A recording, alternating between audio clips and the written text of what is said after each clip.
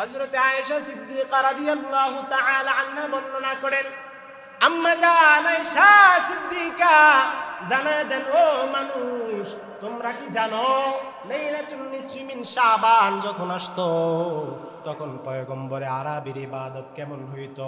পয়গম্বরে আরবি রাসূলুল্লাহ সাল্লাল্লাহু আলাইহি ওয়াসাল্লাম এই রাত্রিতে কেমন ইবাদত করতেন?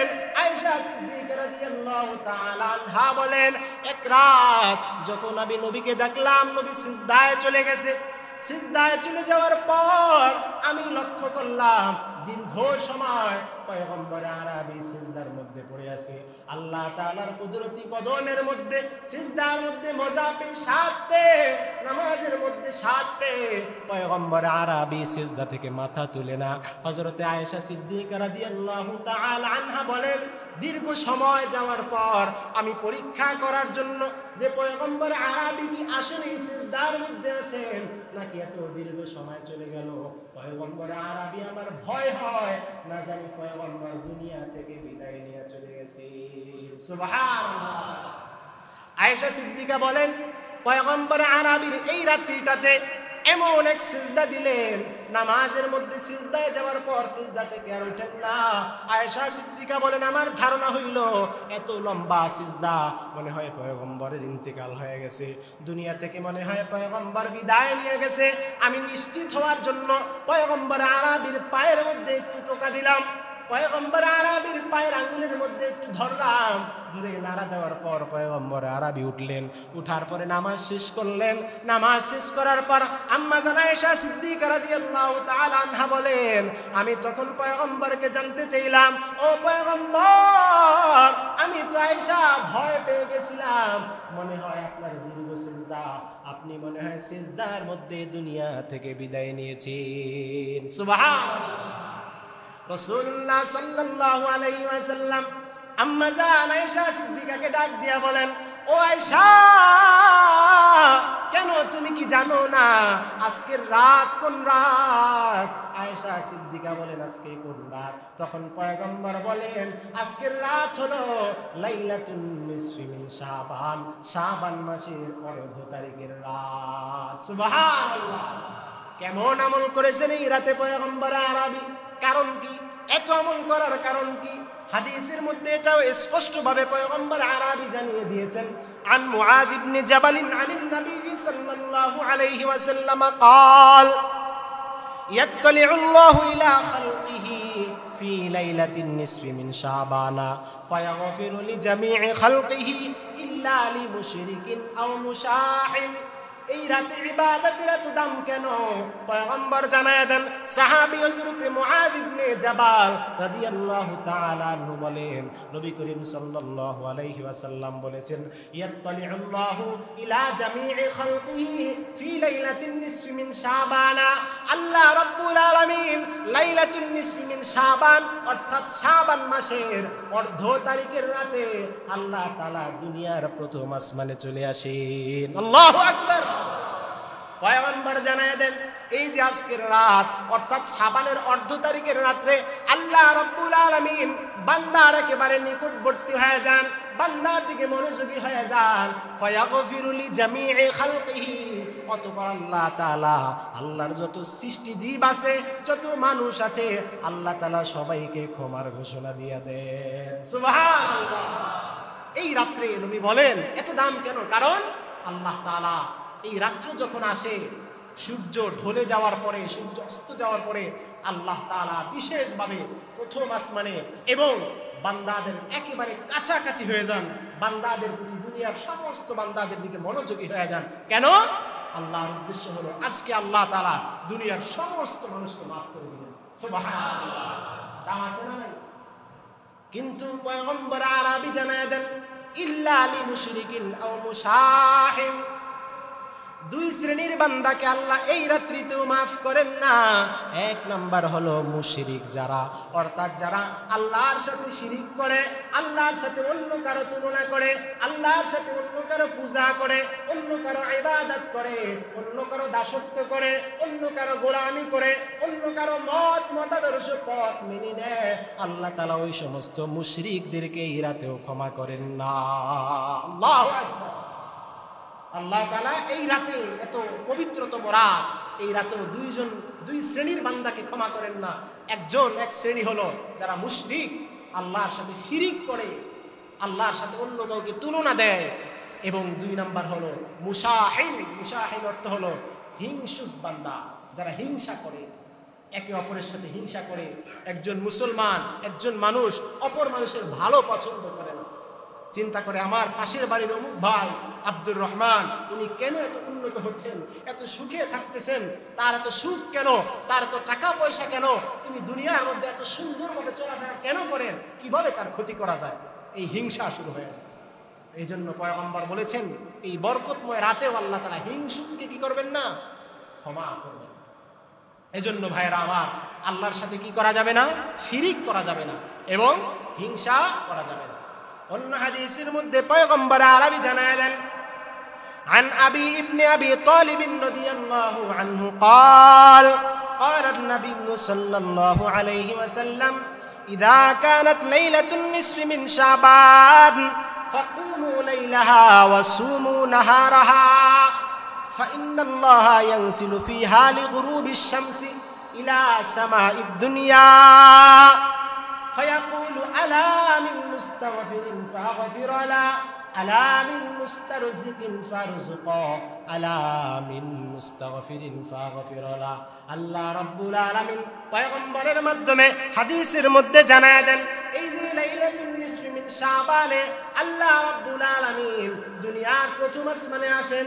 শুধু আসেন না, আল্লাহ তাআলা সূর্যাস্তের পর পর আল্লাহ তাআলার কুদরতি কণ্ঠ দ্বারা, আল্লাহর কুদরতি জবান দ্বারা বান্দাদেরকে ডাকতে থাকেন, আলা মিন মুস্তাগফিরিন, কে আছো আমি রবের কাছে ক্ষমা চাইবা, সারা বছর গুনাহ করেছো, সারা বছর নাফরমানি করেছো, কত ভুল করেছো। আল্লাহ ডাকতে থাকেন, বান্দা সারা বছরের গুনাহ যদি তুমি আজকে রাতে আমার কাছে, আমি রবের কাছে ক্ষমা চাও, আমার কাছে জান্নাত চাও, তাহলে আমি রব তোমাকে ক্ষমা করে দিব।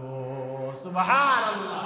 मैं दूर हो मजबूर हो ऐ सैयद आलम, मैं दूर हो मजबूर हो ऐ सैयद आलम, दीदार दिखा दे नहीं आवाज सुना दो, दीदार दिखा दे नहीं आवाज सुना दो।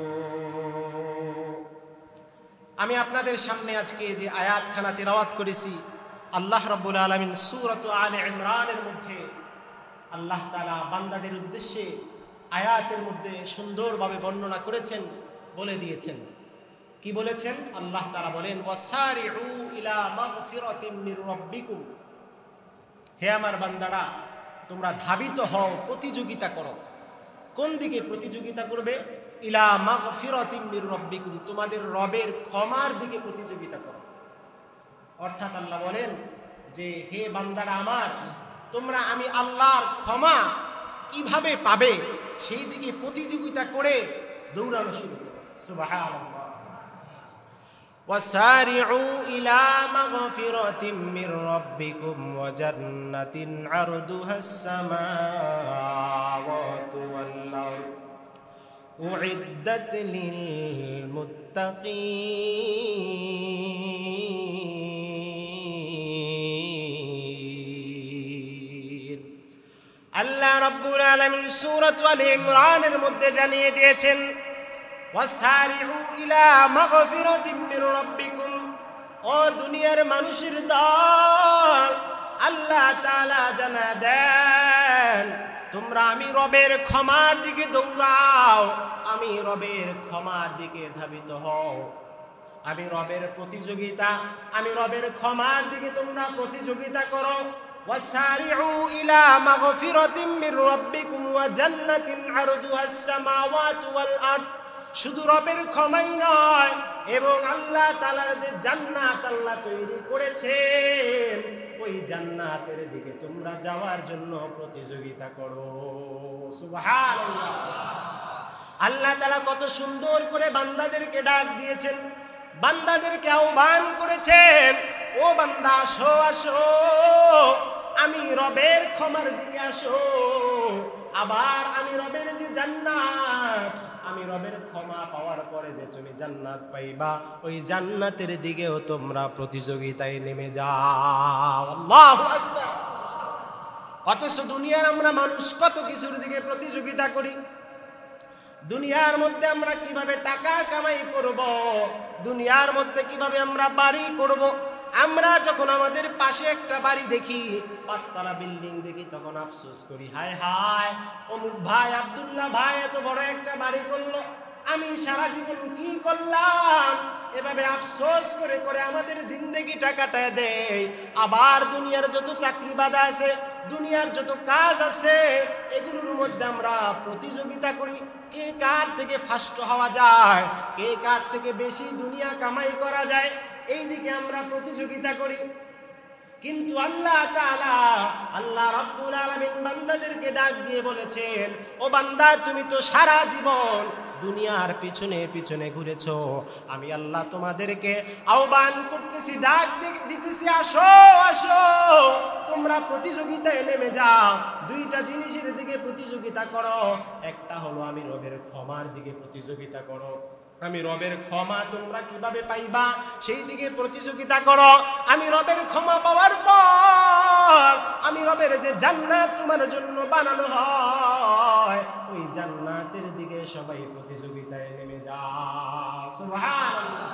প্রতিযোগিতা করতে রাজি আছি কে কে? আল্লাহু আকবার। নারে তাকবীর, নারে তাকবীর। আল কোরআনের আলো। আল্লাহ তাআলা আমাদের সবাইকে জান্নাতের দিকে প্রতিযোগিতা করার তৌফিক দান করুন, আমিন। প্রিয় ভাইরা আমার, দুনিয়ার অনেক প্রতিযোগিতা শেষ করলাম। আজকে লাইলাতুল বারাআ, লাইলাতুন নিসফি মিন শাবান। আজকে আমরা একটা সবক নিয়ে যাব। দুনিয়ার প্রতিযোগিতা কতই করলাম, আজকে এমন একটা সবক নিব।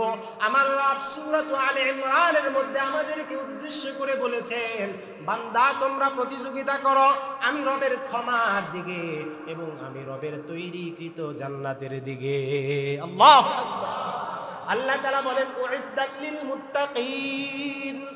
ও বান্দা, ওই জান্নাত, যেই জান্নাত মুত্তাকি বান্দাদের জন্য প্রস্তুত করা হয়েছে। কাদের জন্য? মুত্তাকি বান্দাদের জন্য জান্নাত প্রস্তুত করা হয়েছে। জান্নাত কি জিনিস? রব্বে কারীম কোরআনের মধ্যে বিভিন্ন সূরায় জান্নাতের বর্ণনা করেছেন। আবার রাসূলুল্লাহ সাল্লাল্লাহু আলাইহি ওয়াসাল্লাম জান্নাতের বর্ণনা দিতে গিয়ে বলেন, আ'দাতু লিইবাদিয়াস সালিহিন মা লা আইনুন রাআত ওয়ালা উযুনুন সামিআত ওয়ালা খাতারা আলা কলবি বাশার। পয়গম্বর আরবি জানায় দেয়, ও বান্দা জানো জানো জান্নাত কি জিনিস, জান্নাত কেমন হবে। পয়গম্বর বলেন, আল্লাহ তাআলা পয়গম্বরের ভাষার মাধ্যমে জানায় দেন, আমি আমার বান্দাদের জন্য আ'দাতু লিইবাদিয়াস সালিহিন, আমি আমার সালেহ বান্দা যারা আছে, আমার সৎ কর্মশীল নেক বান্দা আমলকারী বান্দা যারা আছে, তাদের জন্য আমি প্রস্তুত করে রেখেছি মা লা আইনুন রাআত, এমন জান্নাত যেটা কোনো চক্ষু দেখে নাই। দুনিয়ার কোনো মানুষের চোখ যেই জান্নাত দেখে নাই, ওয়ালা উযুনুন সামিআত, দুনিয়ার কোনো মানুষের কান ওই জান্নাতের কথা শোনেই নাই, ওয়ালা খাতার আলা কলবি বাশার। পয়গম্বর জানায় দেন, আল্লাহ তাআলা জান্নাতটা এমন ভাবে বানাইছেন, ওই জান্নাতের কল্পনা করাও কোনো মানুষের পক্ষে সম্ভব নয়। আল্লাহু আকবার। আল্লাহ তাআলা পয়গম্বরের মাধ্যমে জানায় দেন, বান্দা আমি যে তোমাকে জান্নাতের দিকে ডাকলাম, জান্নাতের দিকে আহ্বান করলাম, বান্দা জানো ওই জান্নাত কেমন? ওই জান্নাত এমন জান্নাত, যেই জান্নাত দুনিয়ার মানুষের কোনো চোখ কখনো দেখে নাই, দুনিয়ার মানুষের কোনো কান ওই জান্নাতের কথা শুনে নাই। বলে যে দুনিয়ার মধ্যে কত শান্তির ঘর আছে, দুনিয়ার মধ্যে মানুষ, বাংলাদেশের মানুষ সিঙ্গাপুরে যায়, ইটালি যায়, সৌদি আরব যায়, বিশ্বের উন্নত রাষ্ট্রগুলোতে যায়, আর মনে করে কেমন যেন উন্নত। 20 তলা 50 তলা 100-200 তলা বিল্ডিং, এসি রুম সহ কত সুন্দর সাজানো দেশ, কত সুন্দর জায়গা, এগুলো দেখে অনেক মানুষ কল্পনায় হারায় যায়, কত সুন্দর। আবার দেখা যায় কাশ্মীর নামে একটা দেশ আছে, ভারতের পাশে কাশ্মীর, ওই কাশ্মীরটাকে ভূস্বর্গ বলা হয়। এত সুন্দর ফল ফলাদি ফুল দিয়ে আল্লাহ তাআলা সাজায় দিয়েছেন, অনেকে এটাকে দুনিয়ার জান্নাত বলে। এত সুন্দর করে আল্লাহ সাজাইছেন। এই যে দুনিয়ার মধ্যে কত সুন্দর সুন্দর জিনিস আল্লাহ তাআলা জানায় দেয়, বান্দা আমার জান্নাত যে কত সুন্দর হবে এটা কোনো মানুষের কল্পনায় অন্তরে আসতে পারে না। সুবহানাল্লাহ। এই জান্নাতের ভালোবাসায় যারা পড়ে যায়, এই জান্নাতের মহব্বতে যারা পড়ে যায়, তারাই আল্লাহর ইবাদতের মধ্যে লিপ্ত হয়ে যায়, ঠিক কিনা? যারা এই জান্নাতের ভালোবাসায় পড়ে যায়, যাদের অন্তরে এই জান্নাতের ভালোবাসা জাগে, আগ্রহ জাগে, তারাই তো এই যে রাত্রিগুলোতে আল্লাহর ডাকে সাড়া দিয়ে মসজিদে চলে আসে। আল্লাহু আকবার। আমরা জান্নাত চাই কি চাই না? চাই। এই যে শবে বরাতের রাত, লাইলাতুন নিসফি মিন শাবান, এই যে আমরা আসছি জান্নাত পাওয়ার জন্যই তো আসছি, ঠিক কিনা? অন্যথায় তো আমরা দুনিয়ার কাজে লিপ্ত হয়ে থাকতাম। তার মানে বোঝা গেল আল্লাহ তাআলা সূরাত আলে ইমরানের মধ্যে যে ডেকেছেন আমাদেরকে, আহ্বান করেছেন যে বান্দা তোমরা আমি রবের ক্ষমার দিকে আসো, আমি রবের জান্নাতের দিকে আসো। তাহলে বোঝা গেল আমরা যারা এখানে আছি আমরা আল্লাহর ডাকে সাড়া দিয়েছি, আলহামদুলিল্লাহ, ঠিক কিনা? আমরা আল্লাহর ডাকে সাড়া দিয়ে চলে আসছি যে আল্লাহ আমরা আপনার ক্ষমা চাই। এই ক্ষমা চাওয়ার জন্যই তো রাত্রবেলা এখানে চলে আসলাম। আপনার জান্নাত চাই, আপনার জান্নাত পাওয়ার জন্যই তো এখানে চলে আসলাম। এই রাতের ব্যাপারে পয়গম্বর আরবি সাল্লাল্লাহু আলাইহি ওয়াসাল্লাম কি বলেন? হযরত আয়েশা সিদ্দিকা রাদিয়াল্লাহু তাআলা আনহা বর্ণনা করেন, আম্মা জান আয়েশা সিদ্দিকা জানায় দেন, ও মানুষ তোমরা কি জানো লাইলাতুন নিসফি মিন শাবান যখন আসতো তখন পয়গম্বরে আরবির ইবাদত কেমন হইতো? পয়গম্বর আরবি রাসূলুল্লাহ সাল্লাল্লাহু আলাইহি ওয়াসাল্লাম এই রাত্রিতে কেমন ইবাদত করতেন? আয়েশা সিদ্দিকা রাদিয়াল্লাহু তাআলা আনহা বলেন, এক রাত যখন আমি নবীকে দেখলাম নবী সিজদায় চলে গেছে। সিজদায় চলে যাওয়ার পর আমি লক্ষ্য করলাম দীর্ঘ সময় পয়গম্বর আরবি সিজদার মধ্যে পড়ে আছে। আল্লাহ তাআলার কুদরতি কদমের মধ্যে সিজদার মধ্যে মজা পেয়ে, স্বাদ পেয়ে, নামাজের মধ্যে স্বাদ পেয়ে পয়গম্বর আরবি সিজদা থেকে মাথা তুলে না। হযরতে আয়েশা সিদ্দিকা রাদিয়াল্লাহু তাআলা আনহা বলেন, দীর্ঘ সময় যাওয়ার পর আমি পরীক্ষা করার জন্য যে পয়গম্বর আরবি কি আসলেই সিজদার মধ্যে আছেন নাকি এত দীর্ঘ সময় চলে গেল, পয়গম্বর আরবি আমার ভয় হয় না জানি পয়গম্বর দুনিয়া থেকে বিদায় নিয়ে চলে গেছে। সুবহানাল্লাহ। আয়েশা সিদ্দিকা বলেন, পয়গম্বর আরবির এই রাত্রিটাতে এমন এক সিজদা দিলেন, নামাজের মধ্যে সিজদায় যাওয়ার পর সিজদা থেকে আর উঠেন না। আয়েশা সিদ্দিকা বলেন, আমার ধারণা হইল এত লম্বা সিজদা, মনে হয় পয়গম্বরের ইন্তেকাল হয়ে গেছে, দুনিয়া থেকে মনে হয় পয়গম্বর বিদায় নিয়ে গেছে। আমি নিশ্চিত হওয়ার জন্য পয়গম্বর আরবির পায়ের মধ্যে একটু টোকা দিলাম, পয়গম্বর আরবির পায়ের আঙ্গুলের মধ্যে একটু ধরলাম, ধরে নাড়া দেওয়ার পর পয়গম্বর আরবি উঠলেন। উঠার পরে নামাজ শেষ করলেন। নামাজ শেষ করার পর আম্মা জান আয়েশা সিদ্দিকা রাদিয়াল্লাহু তাআলা আনহা বলেন, আমি তখন পয়গম্বরকে জানতে চাইলাম, ও পয়গম্বর আমি তো আয়েশা ভয় পেয়ে গেছিলাম, মনে হয় আপনার দীর্ঘ সিজদা, আপনি মনে হয় সিজদার মধ্যে দুনিয়া থেকে বিদায় নিয়েছেন। সুবহানাল্লাহ। রাসূলুল্লাহ সাল্লাল্লাহু আলাইহি ওয়াসাল্লাম আম্মা জান আয়েশা সিদ্দিকাকে ডাক দিয়া বলেন, ও আয়েশা কেন তুমি কি জানো না আজকের রাত কোন রাত? আয়েশা সিদ্দিকা বলেন, আজকে কোন রাত? তখন পয়গম্বর বলেন, আজকের রাত হলো লাইলাতুন নিসফি মিন শাবান, শাবান মাসের ১৪ তারিখের রাত। সুবহানাল্লাহ। কেমন আমল করেছেন এই রাতে পয়গম্বর আরবি? কারণ কি এত আমল করার কারণ কি? হাদিসের মধ্যে এটাও স্পষ্টভাবে পয়গম্বর আরবি জানিয়ে দিয়েছেন। আন মুআদ ইবনে জাবাল আনিন নবী সাল্লাল্লাহু আলাইহি ওয়াসাল্লাম قال يطلع الله الى خلقه في ليله النصف من شعبان فيغفر لجميع خلقه الا لمشرك او مشاحن এই রাতে ইবাদতের এত দাম কেন? পয়গম্বর জানায় দেন, সাহাবী হযরত মুআয ইবনে জাবাল রাদিয়াল্লাহু তাআলা আনহু বলেন, নবী করিম সাল্লাল্লাহু আলাইহি ওয়াসাল্লাম বলেছেন, ইয়াত্তালিউল্লাহু ইলা জামিই খালকিহি ফি লাইলাতিন নিসফি মিন শাবান। আল্লাহ রাব্বুল আলামিন লাইলাতুন নিসফি মিন শাবান অর্থাৎ শাবান মাসের অর্ধ তারিখের রাতে আল্লাহ তাআলা দুনিয়ার প্রথম আসমানে চলে আসেন। আল্লাহু আকবার। পয়গম্বর জানায় দেন, এই যে আজকের রাত অর্থাৎ শাবানের অর্ধ তারিখের রাত্রে আল্লাহ রাব্বুল আলামিন বান্দার একেবারে নিকটবর্তী হয়ে যান, বান্দার দিকে মনোযোগী হয়ে যান। ফায়াগফিরু লি জামিই খালকিহি, অতঃপর আল্লাহ তাআলা আল্লাহর যত সৃষ্টি জীব আছে, যত মানুষ আছে, আল্লাহ তাআলা সবাইকে ক্ষমার ঘোষণা দিয়ে দেন। সুবহানাল্লাহ।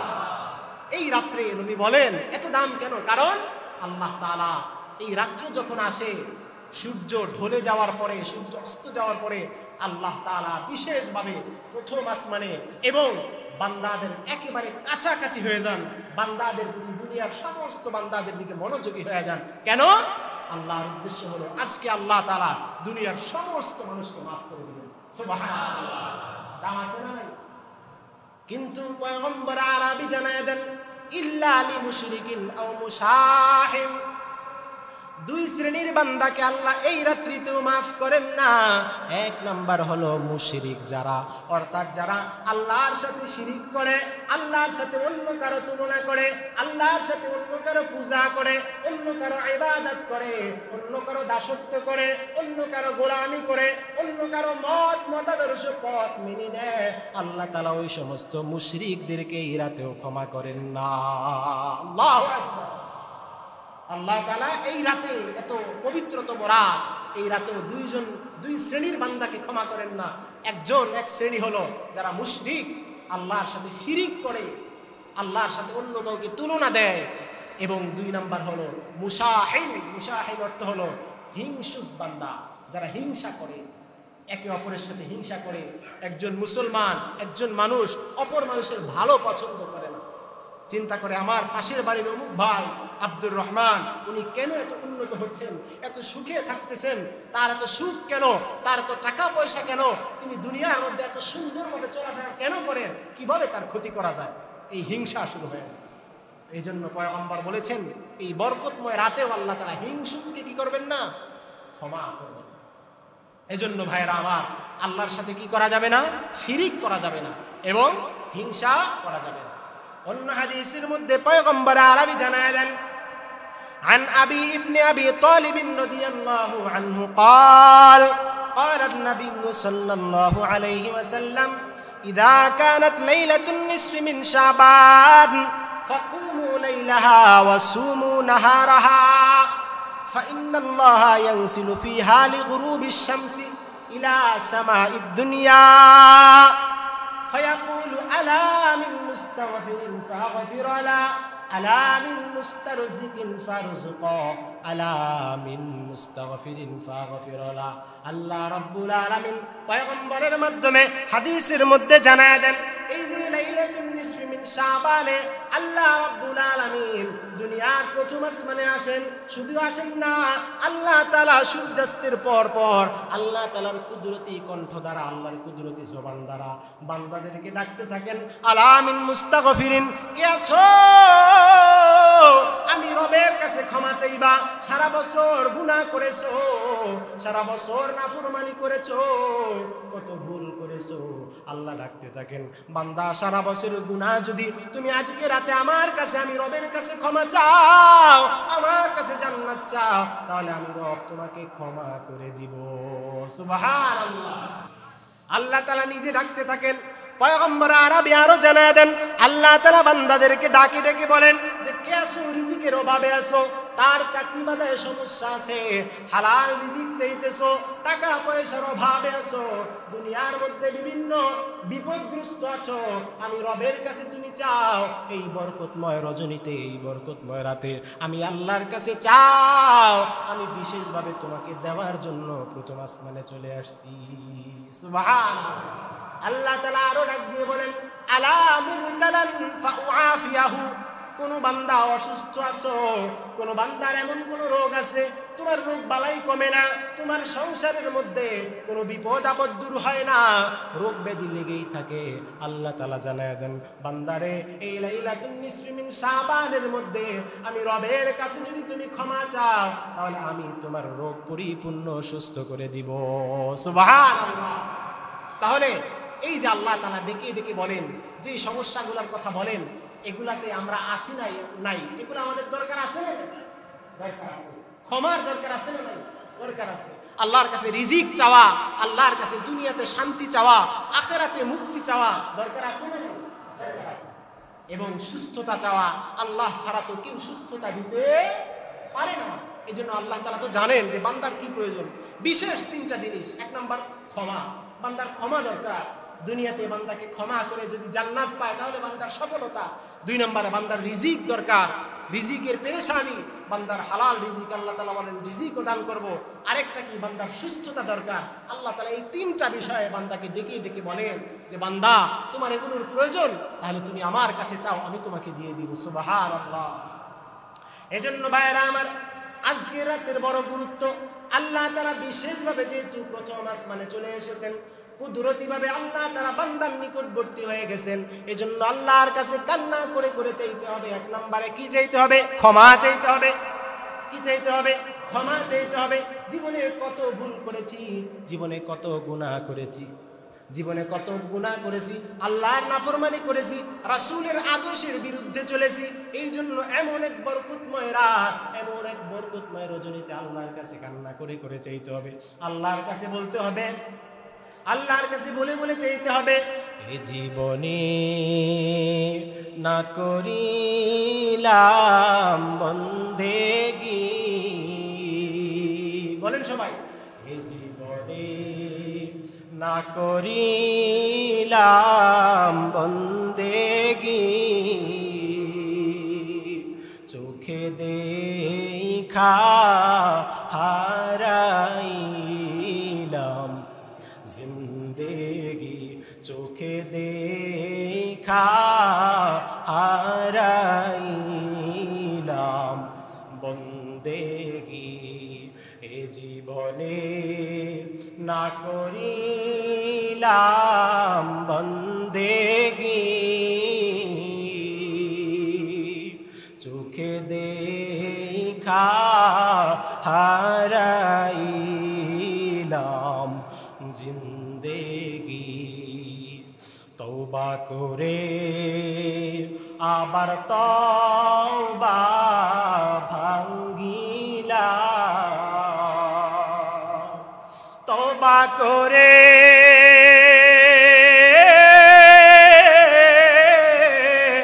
আবার তওবা ভাঙ্গিলাম, অবশেষে খাঁটি তওবা করিলাম, অবশেষে খাঁটি তওবা করিলাম। সকলেরই দরজা হইতে আল্লাহ ফিরিয়া, সকলেরই দরজা হইতে আল্লাহ ফিরিয়া, আপনারও রোজায় রইলাম পড়িয়া, আপনারও রোজায় রইলাম পড়িয়া। আপনি যদি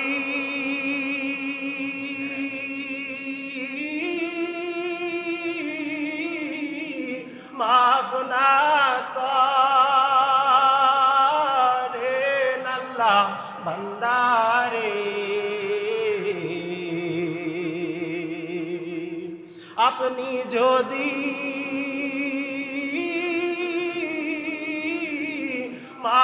না করেন আল্লাহ বান্দারে,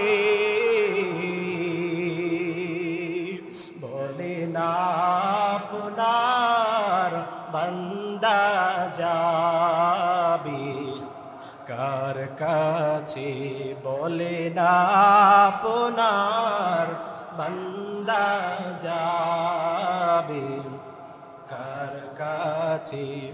গুনাহ করেছি আর তো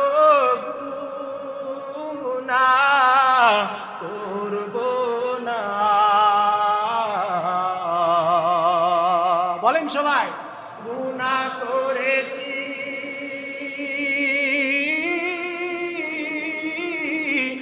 আর তো গুনাহ করব না, দয়া করে মাফ করে দেন রব্বানা, দয়া করে মাফ করে দেন রব্বানা। আদর করিয়া মানুষ আল্লাহ বানায়া,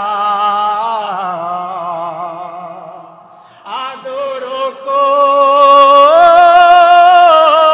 করিয়া মানুষ আল্লাহ বানায়া, কেমনে দিবা জাহান্নামে ফালায়া, কেমনে দিবা জাহান্নামে ফালায়া। বান্দা যখন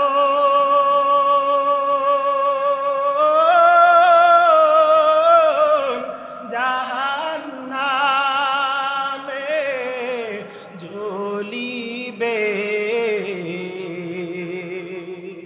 বান্দা যখন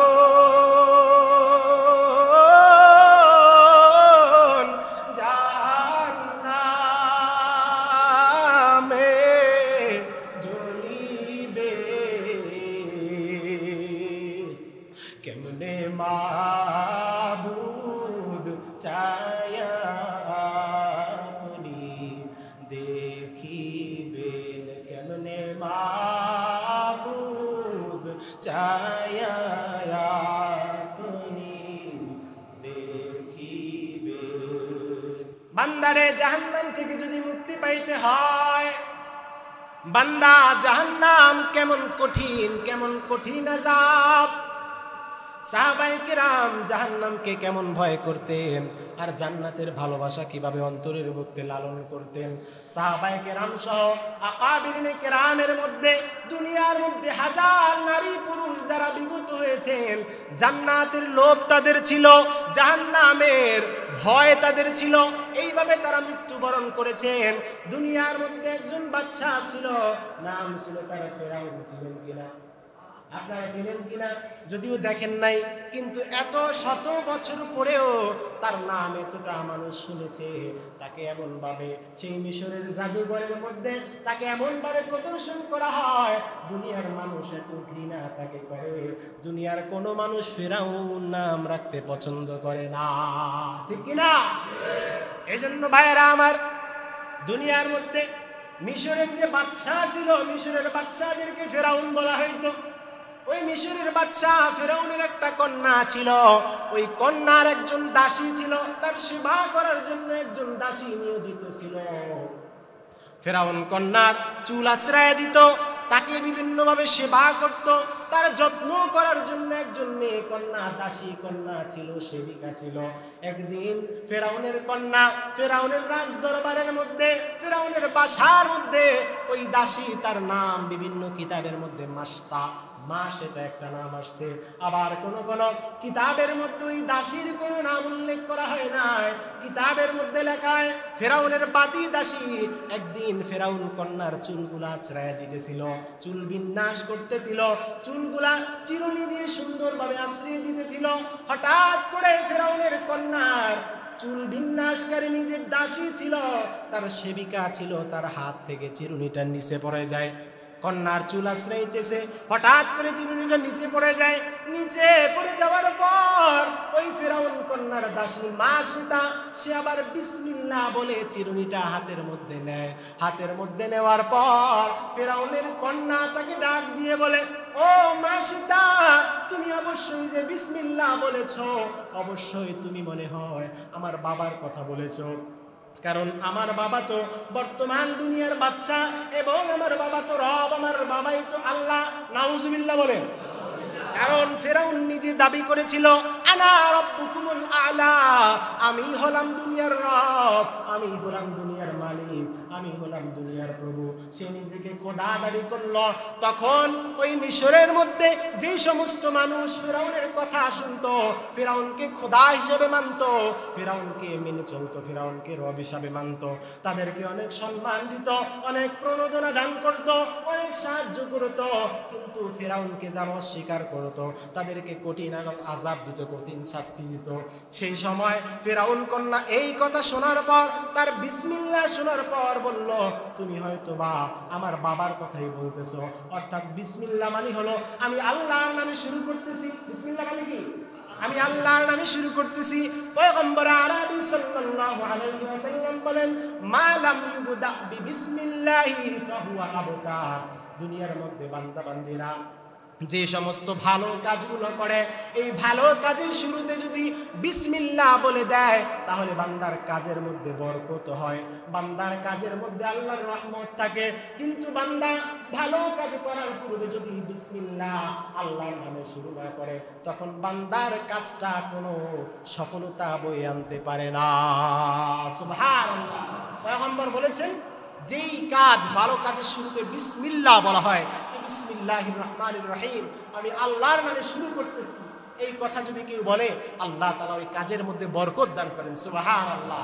পয়গম্বর আরো বলেন, মা লাম ইউবদা বিসমিল্লাহি, কিন্তু যে কাজটা বিসমিল্লাহ দ্বারা শুরু হয় না, আল্লাহর নাম নিয়ে শুরু হয় না, মা লাম ইউবদা বিসমিল্লাহি ফাহুয়া আবতার, সেই কাজটা ধ্বংস হয়ে যায়, সেই কাজটা ব্যর্থ হয়ে যায়। ওটার মধ্যে আল্লাহর সাহায্য থাকে না, আল্লাহর রহমত থাকে না, বরকত থাকে না। এজন্য কাজের শুরুতে বিসমিল্লাহ বলার দরকার আছে না? সম্মানিত মা বোনেরাও যারা শুনতেছেন, সংসারের কাজের মধ্যে রান্না করতেছেন, পানি ঢালতেছেন, ঘরের যে কোনো কাজ করতেছেন, সন্তানকে খাওয়াচ্ছেন, নিজে খাচ্ছেন, যে কাজ করেন না কেন, বিসমিল্লাহ বললে বরকত দিবে কে? আর বিসমিল্লাহ না বললে নবী বলেছেন কাজটা ধ্বংস হয়ে যাবে, কাজটা ব্যর্থ হয়ে যাবে, ওই কাজের মধ্যে কোনো রহমত থাকবে না। পয়গম্বর আরবি এজন্য বিসমিল্লাহর বরকত বুঝিয়েছেন। এই জন্য ওই মূসা আলাইহিস সালাম যে দরবারে লালিত পালিত হয়েছেন, ফেরাউনের ঘরে লালিত পালিত হয়েছেন, ওই ফেরাউনের ঘরের মধ্যে যে দাসীর কথা বলতেছিলাম, ওই দাসীর হাত থেকে যখন চিরুনি পড়ে যায়, ওই দাসী তখন বিসমিল্লাহ বলে চিরুনিটা উঠায়। বিসমিল্লাহ বলার পরে ফেরাউন কন্যা ডাক দিয়ে বলে, ও দাসী মা সীতা, অবশ্যই তুমি মনে হয় আমার রবের কথা বলেছ, তুমি মনে হয় আমার বাবার কথা বলেছ, আমার বাবা তো নিজেকে খোদা দাবি করেছে, তার কথা বলেছ। তখন ফেরাউনের সেই বাদী বলে, না না না, বরং আমি যেই রবকে বুঝিয়েছি, আমি যেই মালিককে বুঝিয়েছি, তিনি হলেন আমার রব, তিনি তোমার রব, তিনি তোমার বাবা ফেরাউনের রব। সুবহানাল্লাহ। এই কথা শোনার পর ফেরাউনের কন্যার ভিতরে রাগ এসে গেল। তার ভিতরে রাগ আসার পর ফেরাউনের কন্যা বলে, ও বাদী, ও দাসী, তুমি যে এই কথা বলেছো, তুমি কি বুঝে শুনে বলেছো নাকি এমনি বলেছো? তুমি কি চাও যে আমি তোমার এই কথা আমি আমার ফেরাউনের কাছে বলে দেই, আমার বাবার কাছে বলে দেই?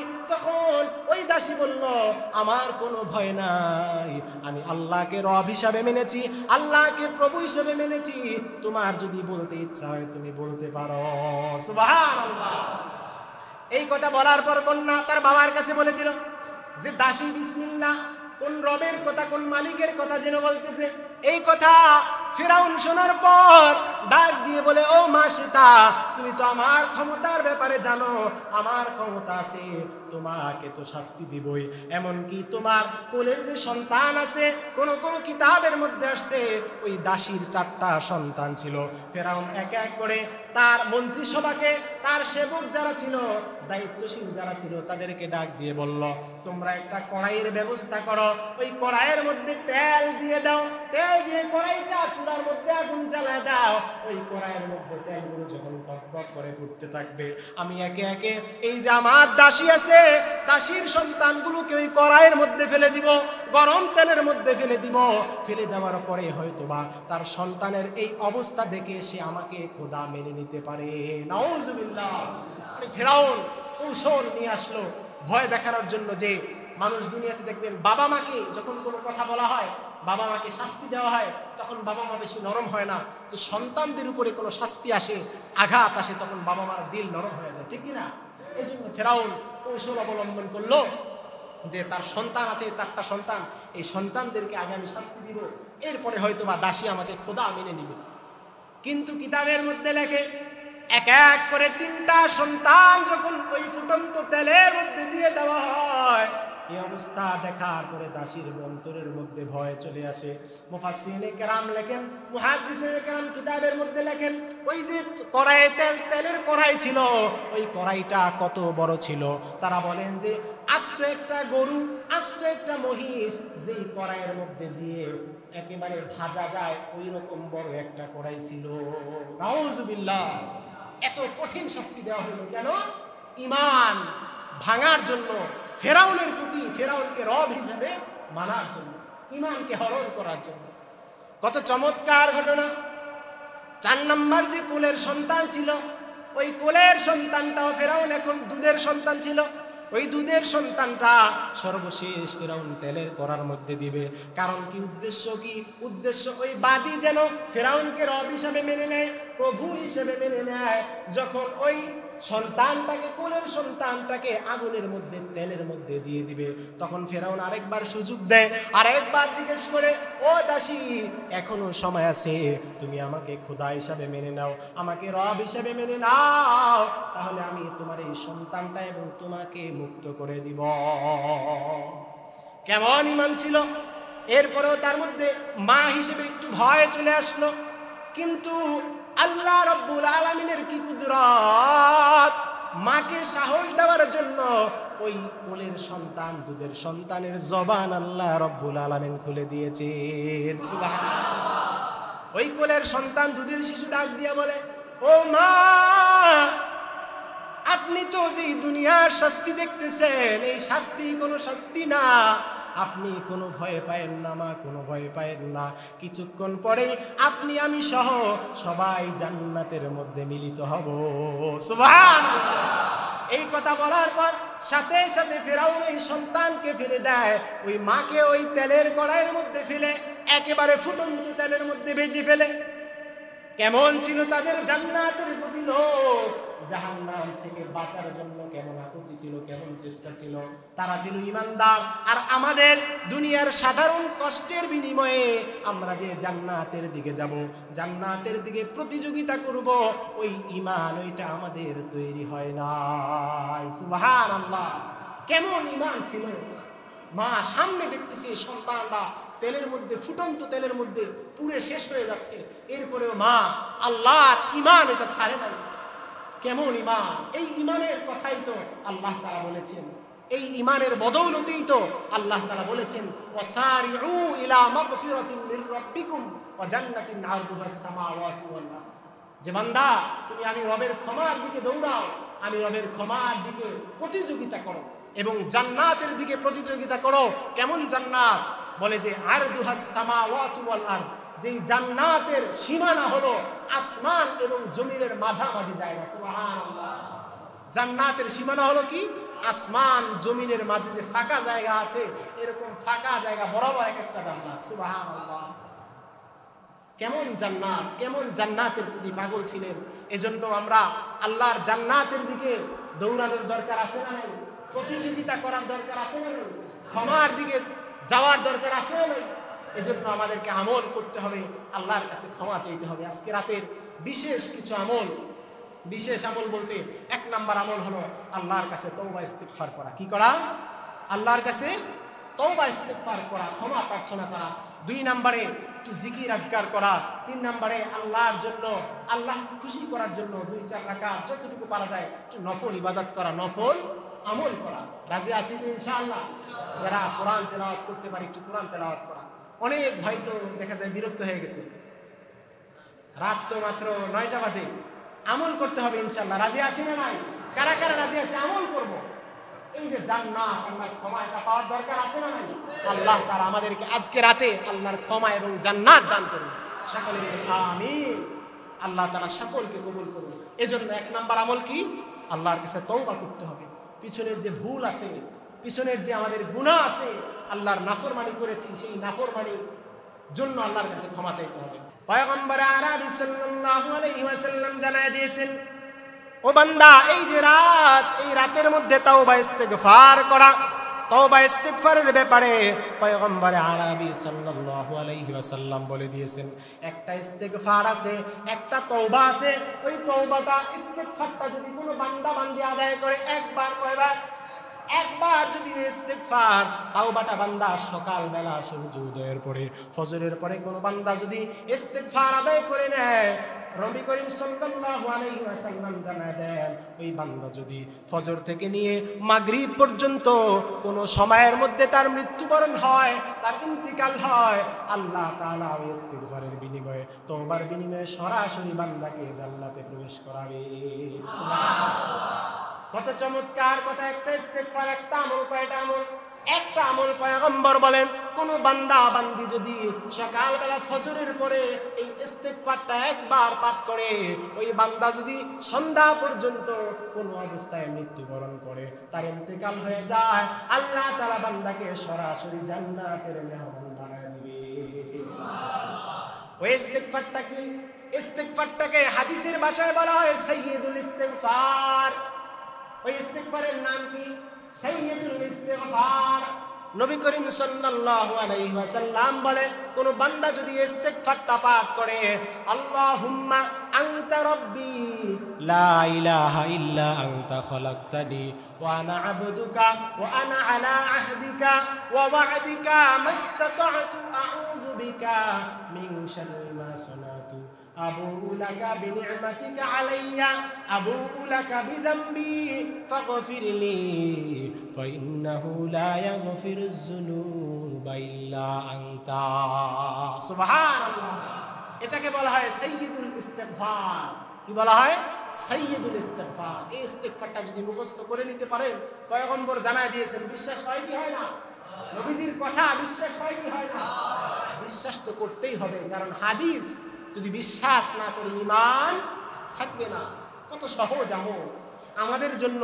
আমরা তো বলি দুনিয়াতে থেকে জান্নাত কামাই করা মানে অনেক কঠিন, কিন্তু কিছু কিছু আমল যদি করা যায়, আল্লাহ তাআলা অবশ্যই জান্নাতের বাসিন্দা বানাবেন ইনশাআল্লাহ।